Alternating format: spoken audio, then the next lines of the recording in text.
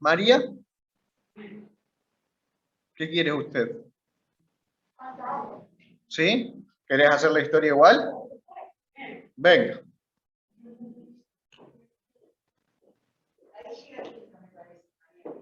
Igual, aunque no haya niños, Judá es una iglesia que se caracteriza por ser muy misionera. Entonces, como somos misioneros para los grandes, también tenemos que ser misioneros para los más chiquititos. No te preocupes que ahora yo voy a levantar la voz, Romy, así que no te preocupes. Y ustedes van a levantar la voz, porque la historia que les traigo hoy, que es para los chicos, vamos a hacer tiempo para que empiecen, pero para ustedes también, porque les cuento un secreto. Si ustedes no son como niños, hay un lugar a donde no van a ir. Y yo sé que todos los que estamos acá queremos ir al mismo lugar.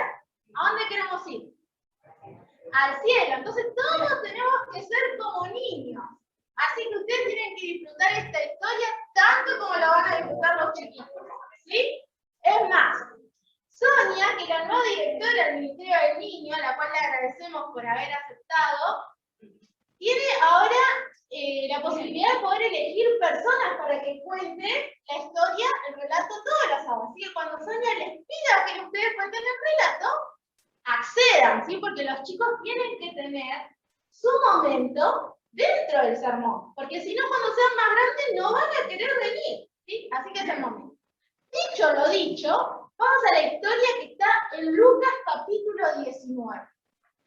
Lucas capítulo 19 cuenta la historia de un señor que era muy chiquitito. ¿Y saben qué? Yo conozco a uno que también es un poco chiquito. Y saben que a los petizos les cuesta mirar porque siempre hay alguien que es más alto. Es más, yo no me puedo poner delante del pastor porque lo tapo, porque encima de ser alto soy grandota. Entonces nunca puedo estar enfrente del pastor. No quiero decir si hay otros chiquititos, pero si ustedes conocen a unos chiquititos, saben que les pasa lo mismo, ¿no? Dice que Zaqueo había escuchado que venía Jesús. Y como había mucha gente, él no alcanzaba a ver porque era muy chiquitito. Entonces dice que se subió a un sicomoro, que era un árbol muy grande, que tiene una característica. No es un árbol alto, pero es un árbol que tiene las ramas muy extensas. ¿Cómo tiene las ramas? A ver los brazos. Muy extensas. Y era obvio, ¿no? Porque Zaqueo era muy petizo. Entonces no iba a poder subir muy alto. Buscó un sicomoro para poder subirse. Y Jesús lo vio. Y le pareció extraño ver a un hombre chiquitito arriba de un árbol. ¿Y saben lo que le dijo? ¡Zaqueo! ¿Cómo le dijo? A ver. ¡Zaqueo! No, pero así Zaqueo no había escuchado. Vamos una vez más. ¿Cómo le dijo? ¡Zaqueo! Yo sé que les puede salir mejor. A ver, ¿cómo le dijo?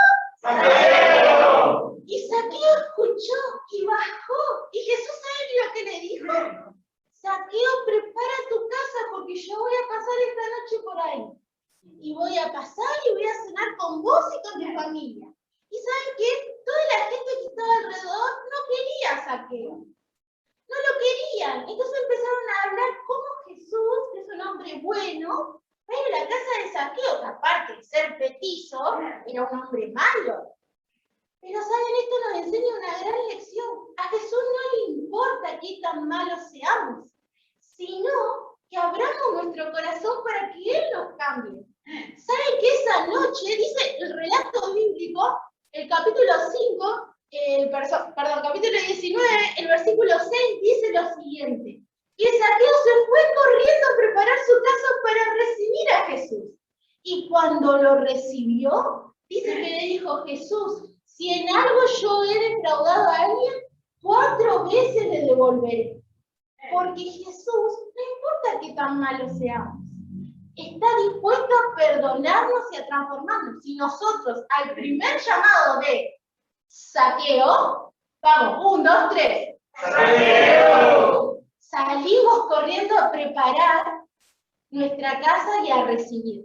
¿Les parece que podamos orar para poder ser como Zaqueo y al primer llamado de Jesús salir corriendo y preparar nuestra casa para recibirlo? Oremos. Querido y amado Dios, Señor, gracias por la oportunidad que tenemos de poder invitar a los chicos a conocer. Te pedimos de forma especial que bendigas a Sonia en este ministerio y a la hermandad UDAVE para poder recibir bendecir a muchos pequeños más. Señor, te pedimos que nos ayudes a ser como Zaqueo, receptores de tu palabra, Señor, que al escuchar nuestro nombre salido de tu boca, podamos salir y preparar todo para encontrarnos contigo y dejarnos transformar por tu poder. Gracias por el amor que nos tienes y por el amor de los chicos. Te pedimos que nos ayudes a poder cuidarlos y amarlos de la misma forma que tú los amas. Te pedimos esto sin merecerlo, pero confiados en el nombre de Jesús. Amén. Amén. Bien, muchas gracias María por la bella historia. Yo no conozco a ningún petizo, es usted, así que no me siento identificado. Bien, vamos a abrir la palabra de Dios, pero antes de abrir la palabra de Dios, dos anuncios cortitos, ¿sí? Hoy a la tarde tenemos nuestro culto joven. 19 horas también está el cierre de la semana de predicaciones del Pastor Pablo. Hoy va a tener un bautismo, así que les comparto el link para los que lleguen a verlo o quieran compartirlo con alguien para que lo vean. Va a estar muy, pero muy bonito. Y hay varios de los que están acá que ya están participando ahí también por la Biblia. Y otra cosa, los domingos y los jueves, 8:30 horas, estamos haciendo este curso de Apocalipsis con el pastor Ariel, ¿sí? Así que los invito a que puedan estar, ¿sí? Y que lo puedan compartir, porque lo estamos haciendo básicamente, no tanto para la gente de afuera, sino para que nosotros podamos aprender. Ahora hicimos un repasito de la parte histórica y ahora nos vamos a empezar a meter en la parte más profética y vamos a ir un capítulo a la vez. ¿Bien? Pusimos ahí cuarta y aceleramos con toda, pero ahora vamos a ir un poquito más lento. ¿Alguien quiere este? Lo traje de regalo. ¿De qué hablamos el jueves? Las trompetas. Tuyo, entonces.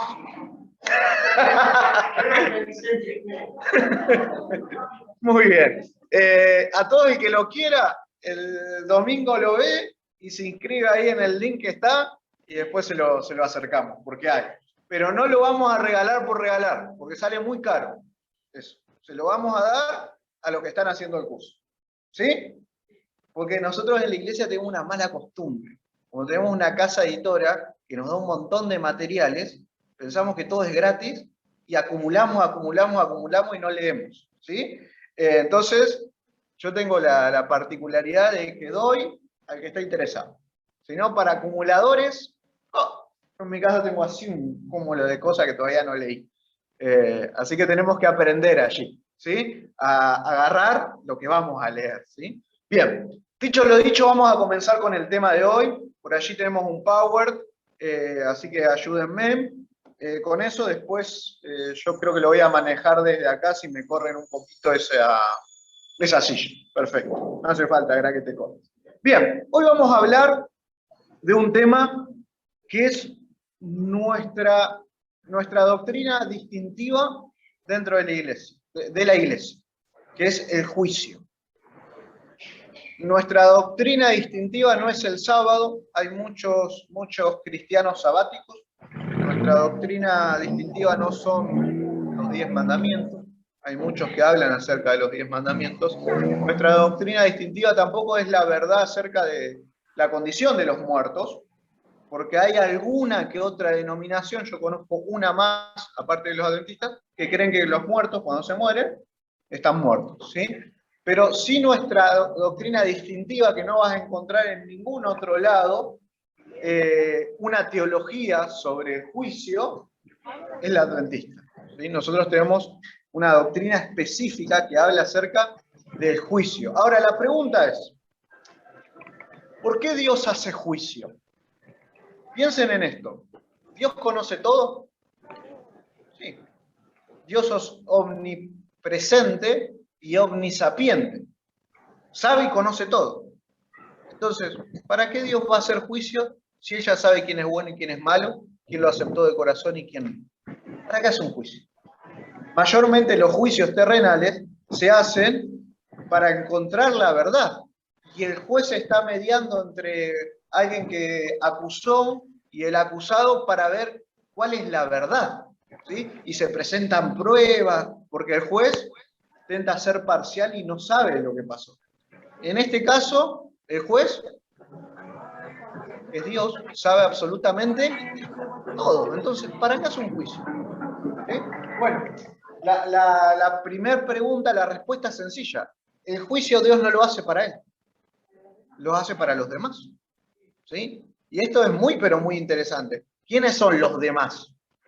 ¿Sí? Segunda pregunta, ¿sí? ¿Cómo va a ser este juicio? Porque ya el juicio es raro, ¿sí? Porque estamos hablando de alguien que sabe todo, que está haciendo un juicio, ¿sí? Entonces, ¿cómo va a ser este juicio?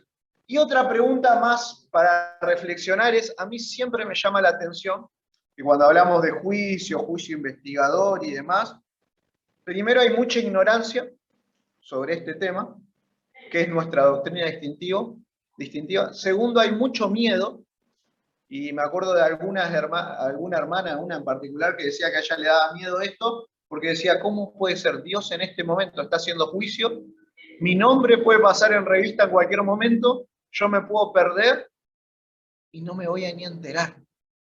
Ay, no, me da miedo, no me gusta hablar de esto.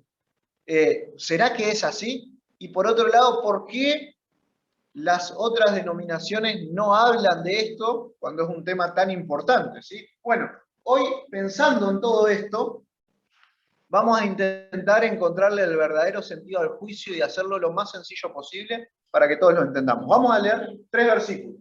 Salmo 48:11, ¿quién me va a leer? Sonia. Salmo 67:4, ¿quién va a leer? Graf. Primera de Crónicas 16:33.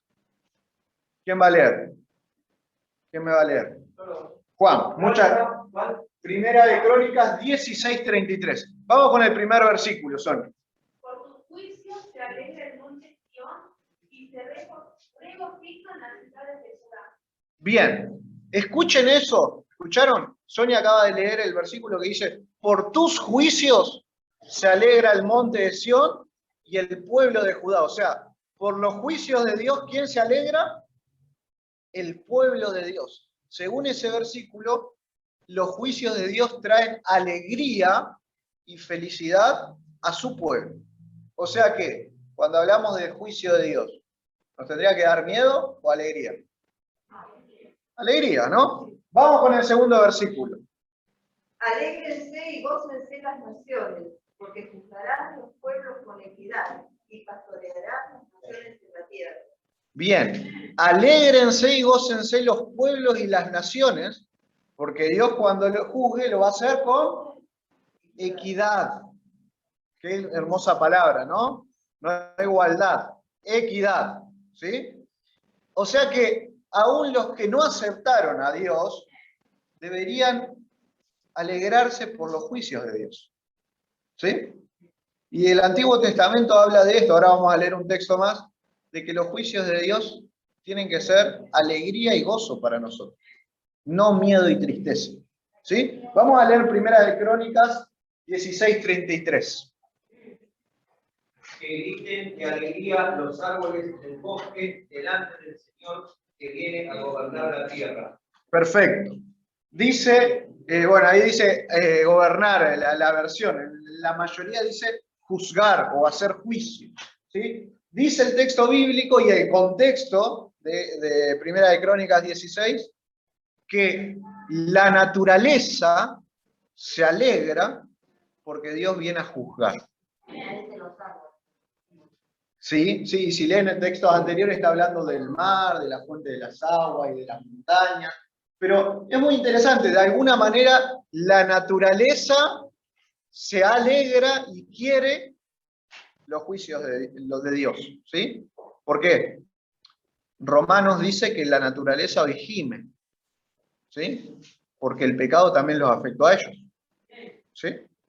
Y la naturaleza, el pueblo de Dios y las naciones deberían alegrarse porque el juicio de Dios trae salvación, trae fin del pecado, fin del dolor y trae equidad. Entonces, delante del juicio de Dios, ¿qué tendríamos que tener nosotros? Alegría. Bien, vamos a intentar cambiar los paradigmas, ¿sí? De a poquito. Vamos a avanzar un poco más, ¿sí? Apocalipsis 14, 6 y 7, yo les puse el texto ahí para los que quieran leerlo, es el texto que nos identifica a nosotros como iglesia. ¿Sí? Cuando nosotros hablamos del mensaje de los 3 ángeles, el mensaje que la iglesia adventista tiene que predicar es este. ¿Sí? De esto se trata. ¿Por qué se piensan que nuestra llamita en nuestro logo tiene 3 llamitas? Está hablando del mensaje de los 3 ángeles. ¿Sí?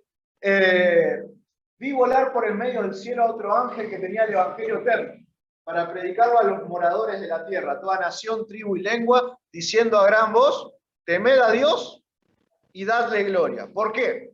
Porque la hora de su juicio ha llegado, y adorad a aquel que hizo el cielo, la tierra y la fuente de las aguas, el mar y la fuente de las aguas.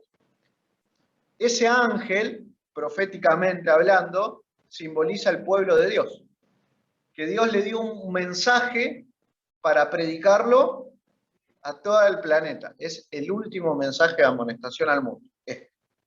¿Sí? Y este mensaje es el Evangelio eterno. Y el Evangelio es una buena noticia. ¿Sí? ¿Y cuál es este mensaje? Adoren a Dios, témanlo, arrepiéntanse de sus pecados, búsquenlo a Él. ¿Sí? ¿Por qué? Porque la hora del juicio ha llegado. Y no dice que va a venir, sino que ya llegó, en este momento. Hoy vamos a hablar de esto, el juicio investigador. Ahora, esto es lo que nosotros tenemos que predicar, que el juicio llegó. Porque, ¿saben? Hay un montón de denominaciones cristianas que hablan de que Dios es amor, que Jesús perdona y que Él murió por todos. ¿Sí? Y gracias a Dios por esas denominaciones, porque también ayudan a predicar a Cristo. Pero nosotros no tenemos que entrar en esto de predicar lo mismo que todos los demás, porque Dios levantó un pueblo con un mensaje especial. Y si nosotros no predicamos de esto, ¿quién lo va a hacer? Si no lo hacemos nosotros, ¿quién lo va a hacer acá en Udave? ¿Quién lo va a hacer? Nadie. Nadie. Porque Dios levantó a la iglesia adventista y al pueblo adventista para predicar que el juicio ha llegado, que la hora de su juicio ha llegado. ¿Sí? Y ¿saben? Hay 2 cosas que Apocalipsis 14 nos dice. El versículo 14, cuando termina la perícopa, habla de que después de que se proclamó estos mensajes, él ve una nubecita blanca que viene y a uno sentado, a Jesús sentado en su trono con una hoz, para venir a buscar lo suyo, ¿sí? Es el último mensaje antes de que Cristo venga. Para que Cristo venga, este mensaje tiene que ser proclamado. Pero aparte de eso, Apocalipsis nos dice que este es el mensaje que el pueblo tiene que dar. Ahora, es difícil, ¿no? Predicar de esto. ¿Qué creen ustedes? Imagínate que yo voy en el colectivo, de una señora al lado, barbijo de por medio, y le digo: señora, ¿usted sabe que la hora del juicio ha llegado? Y que en 1844 Jesús pasó del lugar santo al lugar santísimo, y si vos no te arrepentiste podés perder para siempre. Y la señora me va a mirar y va a salir corriendo. ¿No? Este está enfermo, se le salió un tornillo, ¿no? Y es complicado. Y tal vez algunos de ustedes deben decir todavía: y miren, yo lo escuché predicar por algunos pastores, pero hasta todavía no entiendo bien de qué se trata. ¿Sí? Así que hoy vamos a intentar quitarle complejidad a esto para poder entenderlo nosotros básico y poder transmitirlo de una manera básica. ¿Les parece? ¿Sí? Vamos a empezar, ¿sí? Hay un juicio. Ahora, ¿de qué se trata este juicio y quiénes entran en este juicio? Bien, en todo juicio, ¿qué es lo que tiene que haber? Un abogado, ¿qué más? Un juez. Bien, bueno, vamos a ver, ahí le pegaron el 90%. ¿Qué partes hay en este juicio de la Biblia? ¿Sí? Pues nosotros recién hablamos de un abogado de un juicio terrenal. Primero el juez. Pregunta: ¿quién es el juez de este juicio? Jesús, dicen algunos. ¿Qué creen? El Padre, dicen acá. Bien, tenemos al Padre, tenemos al Hijo, nos falta el Espíritu Santo y estamos completitos, ¿sí? Bien, bueno, vamos por partes. Daniel capítulo 7 dice que cuando el juicio comienza, ¿quién comienza el juicio? El anciano de días. El juez se sentó y los libros fueron abiertos. Ahora, ¿quién era el juez? Según Daniel 7 dice que tenía sus cabelleras blancas, su trono y demás, ¿sí? Entonces, según la profecía bíblica, quien comienza este juicio es Dios el Padre. Pero después, si leemos Daniel 7, el juicio se interrumpe por un hijo de hombre. Dice que vino en las nubes y se presentó delante de Dios el Padre, y Dios el Padre le dio todo el poder para que él termine el juicio. Así que ya empezamos con un juicio complejo, porque cambia de juez en el medio. Comienza Dios el Padre y lo va a terminar Jesús, ¿sí? Y el Nuevo Testamento habla de esto, ¿sí? Bueno, ahí está. San Juan 5:27 dijo Jesús mismo, también él le dio autoridad a hacer juicio por cuanto es el Hijo del Hombre. Hechos 10:42, el apóstol Pedro dice, nos mandó a que prediquésemos al pueblo y testifiquésemos que él es el que Dios ha puesto por juez de vivos y muertos. ¿Sí? Entonces hoy podemos decir que Jesús es nuestro juez, aunque no fue el que comenzó el juicio. ¿Sí? Interesante, ¿no? Por ahí. Bueno, vamos a pasar al abogado. Esta es la más fácil, ¿no? ¿Quién es nuestro abogado? Jesús. Ahí primera de Juan, capítulo 2, 1, lo dice clarito, ¿no? Estas cosas les escribo para que no pequen. Pero si pecan, abogado tenemos para con el Padre, a Jesucristo, el justo.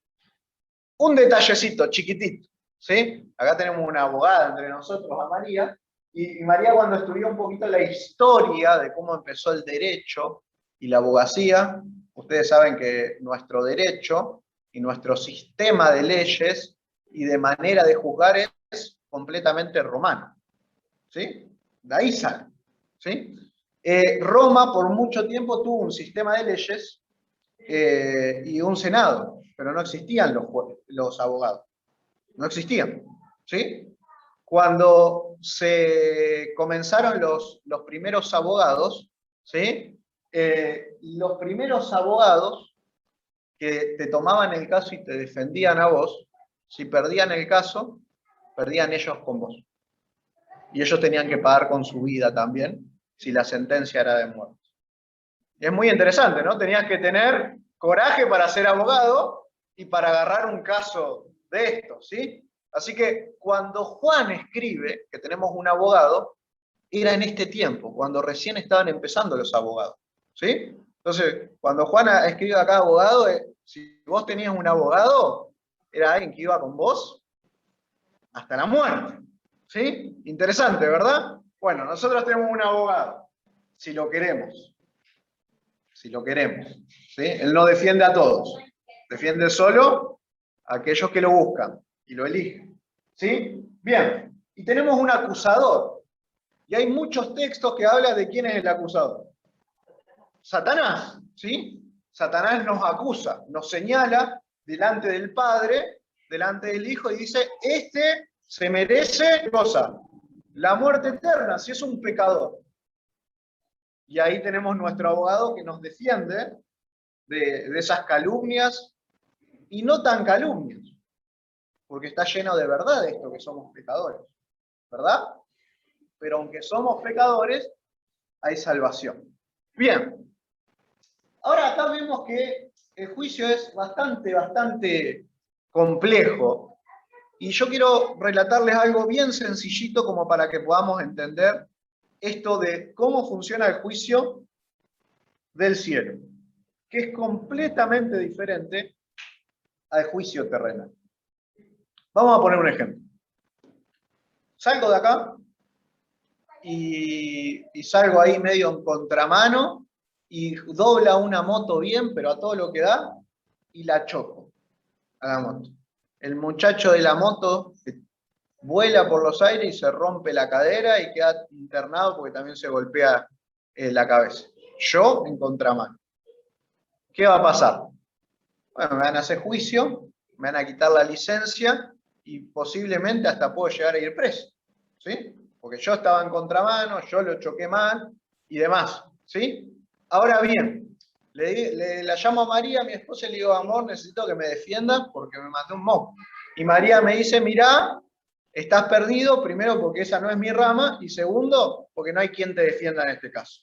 ¿Sí? Así que bueno, María, una amiga, ¿sí? Me dejó ahí, y entonces viene un hermano de iglesia que tiene allí bastantes recursos y me dice, Santiago, yo tuve una situación parecida y este abogado me sacó de la cárcel.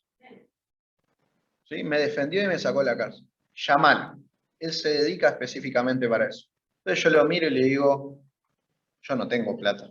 No sé ni quién es este abogado, pero ya te digo que no tengo plata para esto. Y me dice, vos llamalo. Vos llamalo, que yo ya hablé con él, la consulta es gratis. Pues la consulta de los abogados es, también ahí hay un precio, ¿sí? Lo llamo, me dice, vení, la consulta va a ser gratis, le cuento, y él me dice, mira, yo puedo hacer que vos salgas airoso de este juicio, porque si no vas a perder todo. Pero eso sí, te va a salir muy caro. Y me dice algo, yo nunca perdí un juicio de accidente de tránsito. Nunca, en todos los años que tengo. Y este tampoco lo voy a perder. Acá se juega mi honor. Yo te tomo el caso, pero te va a salir muy caro. Y entonces cuando le digo muy caro, ¿cuánto? Y me dice 2 millones. Entonces le digo, gracias, voy a ir preso, porque no tengo 2 millones. Y me dice, entonces me mira y me dice el abogado, ¿vos estás arrepentido? Sí, ya aprendí. No agarro nunca más una calle en contramano, no importa que no haya absolutamente nada, nadie, y sea calle de tierra. Dice, bueno, yo me voy a hacer cargo de mis honorarios. Lo voy a pagar yo. ¿Sí? Bien, vamos al juicio. Y cuando entramos en el juicio, ¿sí? En el que yo puedo terminar en la cárcel, me mira mi abogado y me dice, ¿sabes qué? Ya ganamos. Pero si ni empezamos. Sí, sí, porque el juez que está ahí es mi papá. Y entonces empieza la sesión y arranca la sesión y en un momento el juez dice, miren, disculpen, yo no voy a terminar este juicio porque me jubilo hoy. Y ese mismo juez se jubila y al otro día lo nombran a mi abogado, el juez, para dar sentencia a esta causa. Mi juez, mi abogado, pero está todo arreglado acá. ¿Hay alguna manera de perder? Como dijo María en una predicación que hizo, un juicio comprado, un juicio arreglado. ¿Saben? Hay una sola manera de perder. Solo una. Que no aceptes al abogado. Que te declares culpable. Que quieras la muerte y la cárcel. Esa es la única manera. Ahora, ¿le podemos tener miedo a un juicio así? ¿Y por qué le tenés miedo? ¿Y por qué dudás de que sos salvo o no sos salvo? ¿Y por qué a veces andás así y decís, Dios me perdonará por lo que hice? ¿Por qué? Vamos a avanzar un poquito más, ¿sí? Sé que hay muchas preguntas por ahí. El juicio de Dios tiene por objetivo defender a los salvados y a los que aceptaron a Jesús. El juicio no es para condenar, sino es para salvar. Por eso te trae alegría el juicio. Y miren lo que dice Daniel capítulo 7, versículo 22. Daniel 7, 22, que todo el capítulo 7 es una escena de juicio, dice, hasta que vino el anciano de días, se dio el juicio a los santos, o sea, terminó el juicio, y llegó el tiempo y los santos recibieron el reino. Daniel 7, 22 dice que la terminación del juicio termina con los santos recibiendo el reino. Sin juicio no hay reino. Sin juicio no hay salvación. Sin juicio no hay vida eterna. ¿Qué tendríamos que esperar nosotros y qué tendríamos que anhelar nosotros? Que el juicio de Dios termine. Esa tendría que ser nuestra oración. Porque el juicio nos va a dar una recompensa eterna. Imagínate que vos tengas un juicio que vos sabés que se dan la sentencia y te dan a vos 1 millón de pesos. Y vas a estar desesperado porque el juicio termine y porque el día del juicio llegue. nosotros tendríamos que estar igual. Porque el juicio es para entregarle el reino a los salvados y a los que aceptaron a Jesús. Ahora bien, ¿cómo es el proceso del juicio? Pero antes, vamos a aclarar algo que siempre me pregunto. Juicios en la Biblia. Hay dos tipos de juicios en la Biblia, ¿sí? Juicios especiales y el juicio universal. Los juicios especiales de Dios suelen ser los que le traen a la gente mucha confusión. Por ejemplo, ¿sí? Nínive. Por ejemplo, Sodoma y Gomorra. Por ejemplo, cuando Dios mandaba a su pueblo a destruir todo un pueblo entero y no dejar ni una vaca viva ni un niño. ¿Sí? Por ejemplo, el diluvio universal. Todos mataste, Dios. ¿Por qué? Juicio de Dios. Dios adelantó su juicio. Esos juicios fueron sentencia y juzgaron cada una de las situaciones de aquello. Dios en un futuro lo va a hacer para todos. Pero ¿por qué Dios, un Dios de amor, hace eso? Porque Dios extendió su misericordia hasta cierto tiempo y dijo, ya está, listo. Juicio sobre ellos. Y muchas veces usó al pueblo de Israel para emitir esos juicios. Algunas veces directamente Él lo hizo, ¿sí? Juicios especiales de Dios. Sentencia para aquellas personas, ¿sí? O para aquellos pueblos y regiones específicas. Como nos va a llegar a todos nosotros, en algún momento. Porque todos vamos a pasar por el juicio de Dios, ¿sí? Y el juicio de Dios es o vida eterna o muerte eterna. Ese es el juicio, ¿sí? Para estas personas se adelantó. ¿Y saben por qué se adelantó? Por la maldad de su pecado. Y por respuesta a las oraciones del pueblo de Dios, ¿sí? Ahora, el juicio para toda la humanidad es un poquito más complejo. Y tiene por lo menos tres partecitas. El juicio investigador, el juicio comprobatorio, algunos lo llaman, o segundo juicio investigador, y el juicio ejecutivo, sentencia final, ¿sí? Y esto es lo que nos suele traer problemas, ¿no? Cuando nos metemos en toda esta cosita. Bueno, vamos a intentar con un gráfico a entenderlo rápidamente. Nosotros entendemos no por fe, sino por las profecías bíblicas, que en 1844 empezó el juicio investigador en el cielo, a raíz de Daniel 7, 8, 9, ¿sí? Y este juicio investigador va a ir hasta el fin del tiempo de la gracia, que no tiene nada que ver el fin del tiempo de la gracia con la segunda venida de Jesús. Se cierra el tiempo de la gracia, Jesús viene. Ahora, este juicio está comenzando, ya comenzó, está sucediendo ahora, en el cielo. Nosotros andamos comiendo, haciendo nuestras cosas, y en el cielo hay un juicio.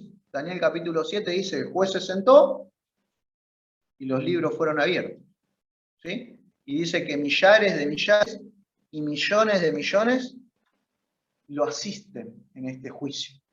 Ahora la pregunta es, ¿nosotros nos enteramos de lo que está pasando en este juicio? No. ¿Y a quién están juzgando en este juicio? Y ahora, ¿qué sentido tiene que Dios haga un juicio en el cielo, dando sentencia a nosotros, abriendo los libros, revisando caso por caso, y nosotros ni nos enteramos? ¿Para qué hace ese juicio hoy? ¿No tiene pie y cabeza? Ahora, ese juicio no es para nosotros. Y si no es para nosotros ese juicio, ¿para quién es? Bueno, bien, este juicio tiene un objetivo, y es que los ángeles se convenzan de que Dios toma buenas decisiones hacia los terrícolas pecadores. ¿Sí? Ese es el objetivo de este juicio investigador. Yo los invito, si tienen tiempo y les gustó el tema o les quedó duda, que lean el capítulo Consumado es, del deseado de toda la gente, que habla de esto. Cuando Jesús muere en la cruz del Calvario, recién ahí los ángeles del cielo dejaron de dudar sobre el carácter de Dios. Porque hasta la muerte de Jesús en el Calvario, muchos ángeles en el cielo todavía decían, ¿será que Satanás tiene razón? ¿Será que en realidad Dios no ama y solamente castiga y quiere que lo obedezcamos? Y cuando los ángeles vieron que el mismo Dios creador murió en la cruz del Calvario para salvar a su creación, se dieron cuenta que Dios amaba a su creación. Y ahí dice, Satanás no pudo entrar más en el cielo. ¿Sí? Pero a los ángeles se les acabaron las dudas con respecto a las acusaciones de Satanás en contra de Dios para los ángeles. Pero los ángeles todavía tienen alguna duda. ¿Saben con quién tienen duda los ángeles? Con nosotros. Santiago, pecador, que predica pero hace cualquier cosa, ¿va a venir al cielo? Este va a ser otra peor que Satanás. ¿De verdad está arrepentido? ¿De verdad se arrepintió de todo corazón? Y entonces, ¿será que Dios se pasó de misericordia? Porque ahora Satanás cambió. Y ahí en el capítulo que yo les cuento, él dice que ahora él señala diciendo que Dios no está siendo justo porque se está pasando de misericordia. ¿Sí? Y este juicio es para mostrarle a los ángeles del cielo y a los seres no caídos, ¿sí? Porque hay muchos universos también y seres no caídos, que todos aquellos se entregaron de todo corazón al Señor y rechazaron el pecado. ¿Sí? Y escuchen y piensen en esto, ¿sí? Piensen en esto, ¿sí? En este tribunal no se está juzgando a todo el universo, sino se está juzgando solamente a los que aceptaron alguna vez a Jesús, a los que su nombre fueron inscritos en el libro de la vida. ¿Por qué? Jesús lo dice, el que no aceptó a Jesús ya se condenó. ¿Hace falta que hagamos un juicio por el que no aceptó a Jesús? Si ya se declaró pecador, si ya rechazó la única fuente de gracia. Ahora, este juicio es para todos aquellos que se postularon para la salvación y en algún momento dijeron, Jesús, yo te acepto. Ah, bien, ¿lo aceptaste? Vamos a ver si a lo largo de tu vida en realidad aceptaste a Jesús. Ay, pastor, ahora me empieza a dar miedo esto. No, tranquilo. ¿Por qué? Jesús no va a juzgar acciones puntuales. Lo que Dios va a juzgar y le va a mostrar a los ángeles es la tendencia de la vida de la persona. Escucha bien, nadie se va a perder por un pecado, ni por 2 ni por 3, nadie, sino por la tendencia de tu vida. ¿Sí? ¿Se entiende esto? Esto es muy importante. ¿Sí? ¿Cómo vivís vos? ¿Sí? Yo digo que acepto a Jesús, pero vivo toda mi vida desordenadamente. Pero si el Señor ve que yo estoy luchando con mis pecados, que estoy avanzando y cada día estoy creciendo,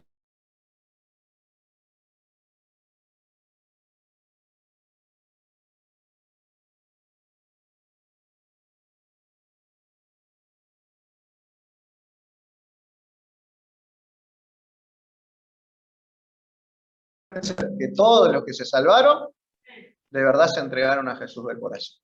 ¿Sí? Interesante, ¿no? Pero vamos a avanzar un poquito más. Jesús viene, vamos al cielo, los que nos salvamos, todos nosotros, gloria a Dios. ¿Y ahí se terminó el problema del pecado? No, el pecado sigue estando. Satanás dice que está atado acá, los demonios no fueron juzgados.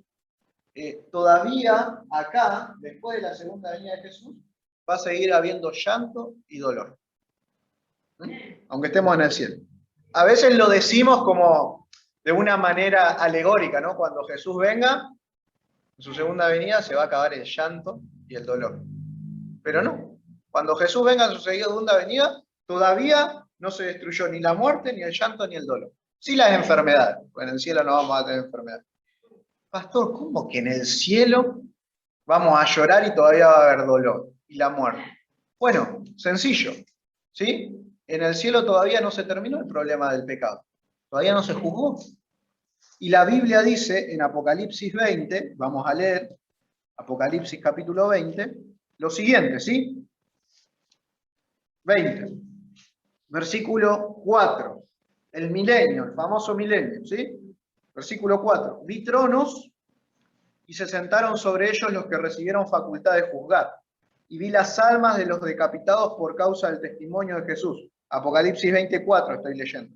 Y por la palabra de Dios, los que no habían adorado a la bestia ni a su imagen, y que no recibieron la marca en sus frentes ni en sus manos, y vivieron y reinaron con Cristo 1000 años. El texto empieza diciendo que aquellos muertos por causa del testimonio de Jesús, haciendo alegoría a todos los salvados, a los mártires, recibieron facultad para juzgar en el cielo por 1000 años. Ahora la pregunta es, ¿qué van a juzgar los salvados en el cielo? Si ya los que están salvos y los que están perdidos están perdidos. ¿Qué van a juzgar?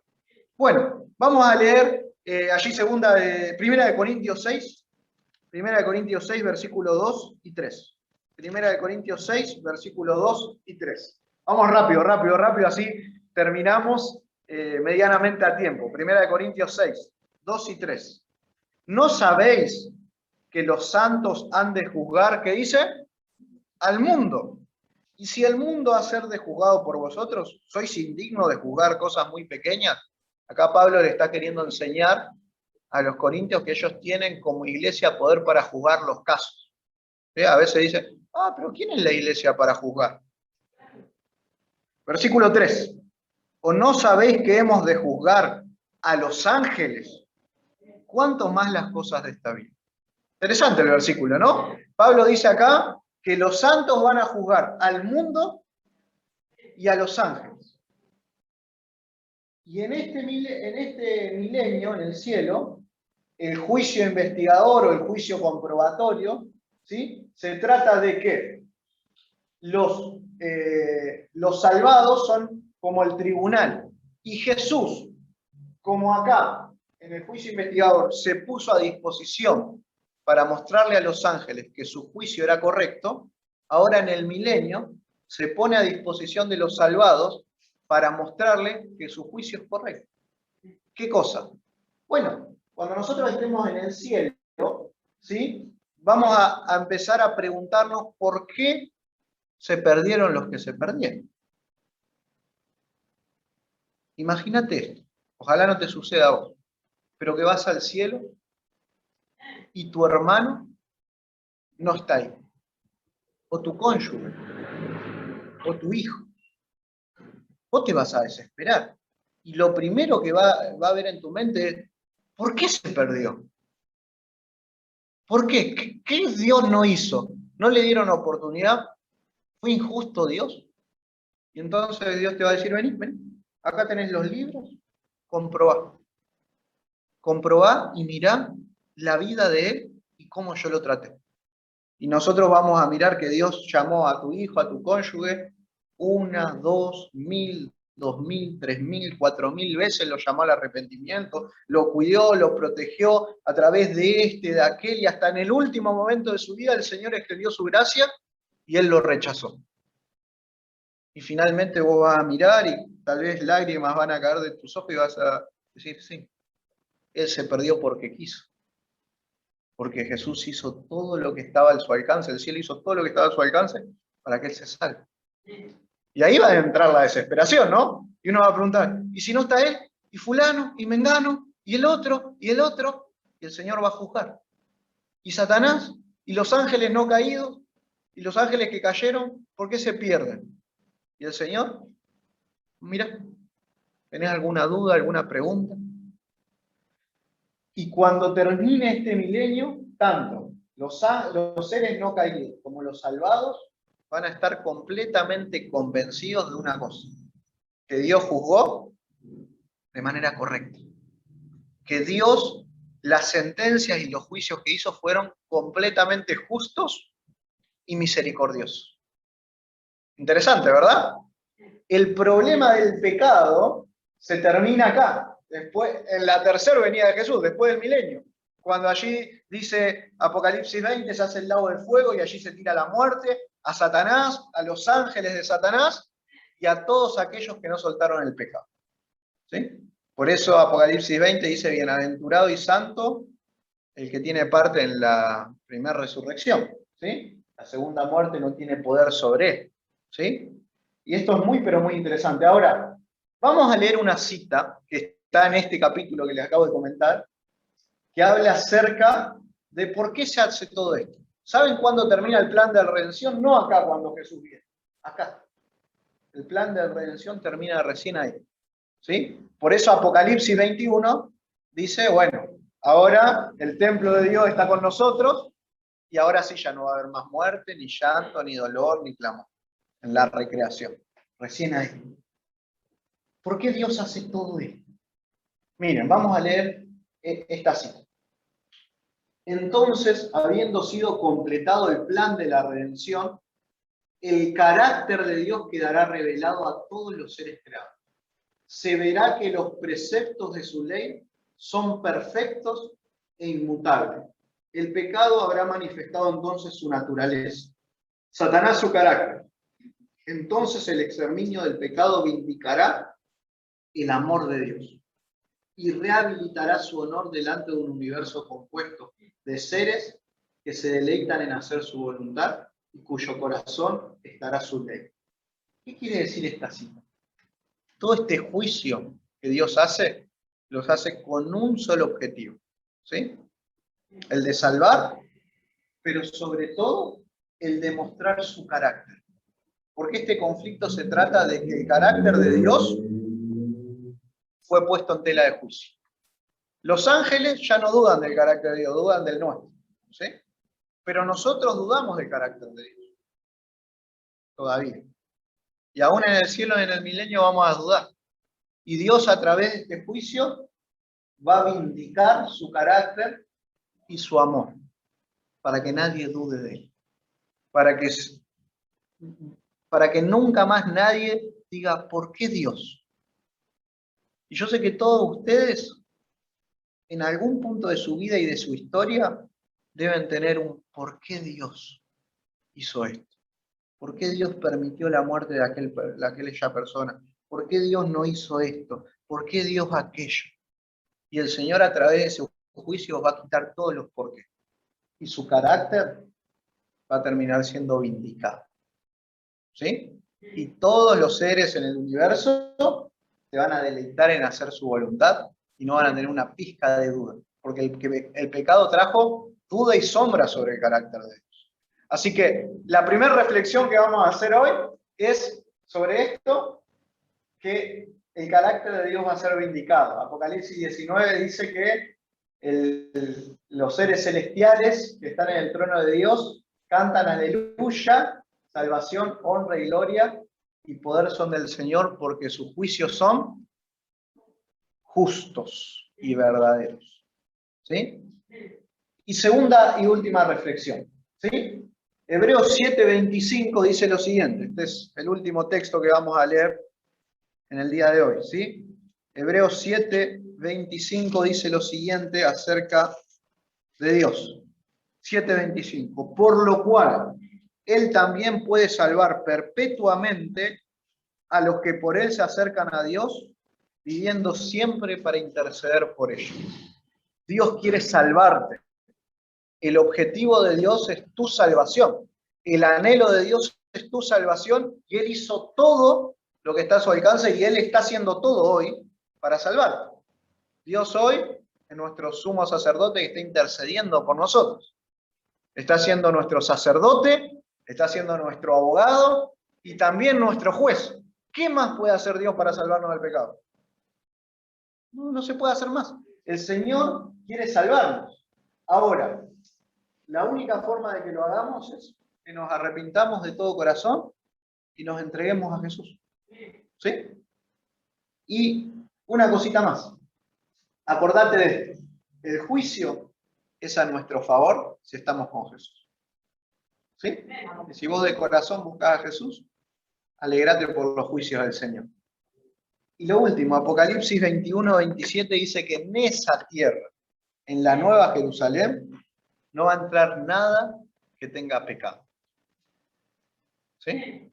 Dice ahí ni los fornicarios, ni los adúlteros, ni los idólatras, ni los hechiceros, sino aquellos que se entregaron por completo a Jesús.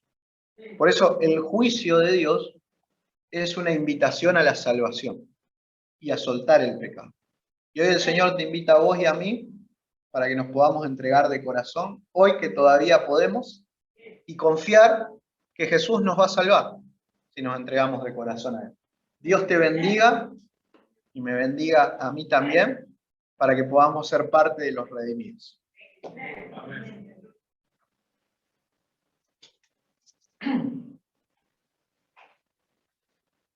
Gracias, pastor. Vamos a entonar el último himno. Nos vemos de pie.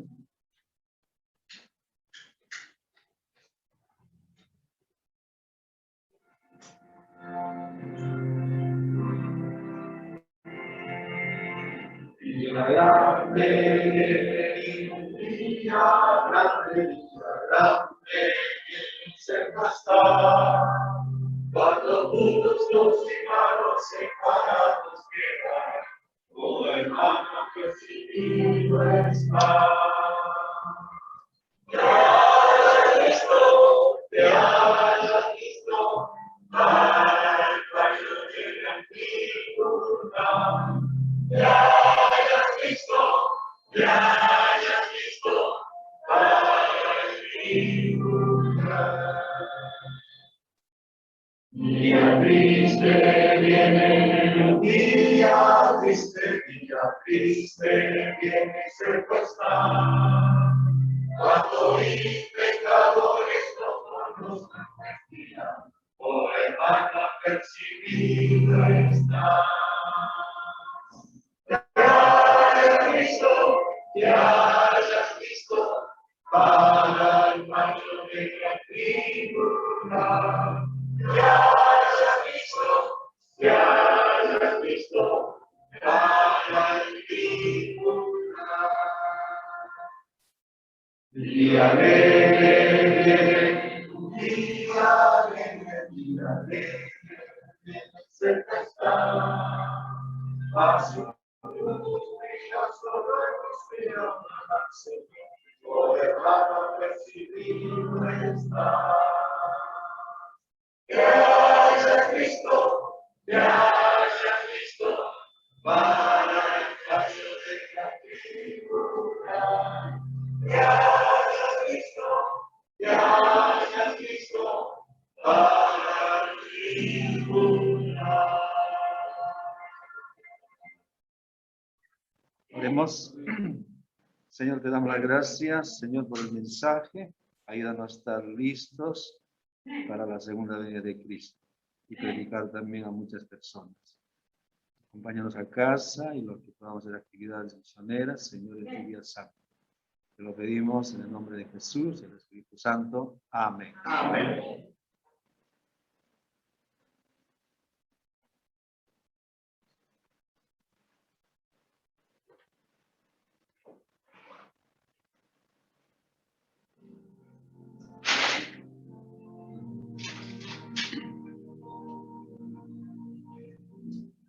La Biblia asegura que Jesús hoy flotó en las nubes correas. Prepárate conmigo, vas a encantarnos, pero